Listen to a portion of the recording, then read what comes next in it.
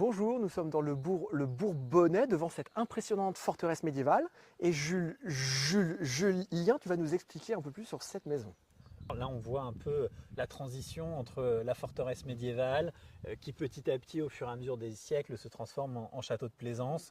Donc ici, voilà, on a derrière nous vraiment les parties un peu massives, austères du Moyen-Âge. Et puis la transition sur le 19e siècle, sur cette aile qui a été construite donc pour un proche du duc de Morny, demi-frère de Napoléon III, avec beaucoup de richesses et avec beaucoup d'éléments intéressants.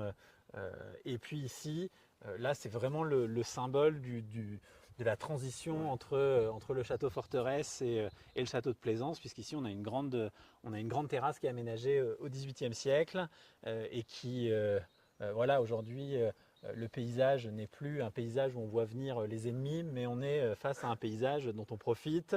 On a en contrebas un grand parc qui est aménagé dans le courant du 19e siècle, parc romantique par un grand Ouais, paysagiste. par Chouleau, qui est un grand paysagiste Exactement, qui du fait 19e. beaucoup de choses dans la région.